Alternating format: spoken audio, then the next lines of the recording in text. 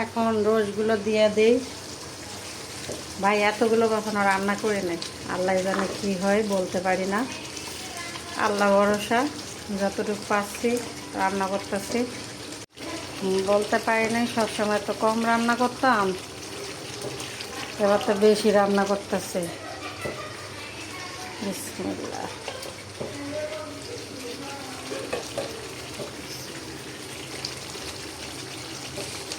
আমি কী হয় বলতে পারি না, আল্লাহ ভরসা। সবাই দোয়া করবেন যেন ভালো হয়।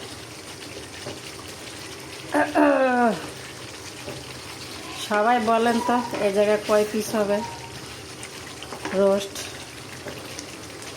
কমেন্টে জানাই যান কয় পিস হবে। আজকে আমার ননদের বার্থডে তো, আম্মু ডাক দিছে, আমি রান্না করে দিতাম, এই জন্য আর কি আসছি। আর এখানে কয় পিস রোস্ট হবে সবাই বলেন, কয়জনের জন্য রান্না করতেছি দেখি কে বলতে পারে।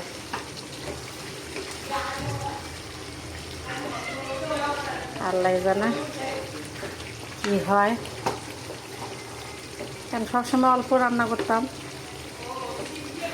2-3 জনের জন্য। আমি বেশি মানুষের রান্না করতেছি, বলতে পারি না। এদিক দিয়ে গুঁড়া দুধটা গুলাই নিতেছি, কারণ গুঁড়া দুধটা দিলে বেশি টেস্ট হবে।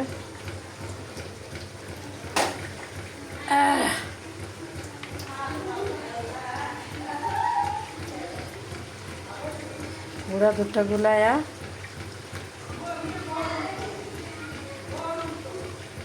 এরপরে এটাকে দিয়ে দেবো রোস্টের ভিতরে। আপনারা তরল দুধও দিতে পারেন, আমি অবশ্য গুঁড়া দুধটাই দিই সবসময়। ব্যাস ফাইনালে দিলাম।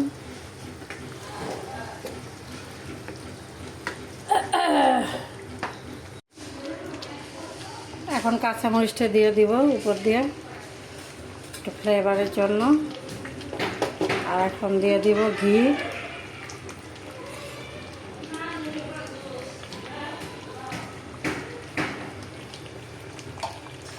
ফাইনাল, এখন ডেকে দিব, প্রায় শেষ। এখন এটা কিছুক্ষণ পাকাবো, এরপরে হয়ে যাব। ঘিটা দিছি, ঘিটা একটু ঘ্রাণ আসবে না, বাকিটা আল্লাহ মালিক জানে কী অবস্থা। কখনো এতগুলো রান্ধি নাই, আজকে ফার্স্ট রান্না করতেছি এতগুলো রোস্ট।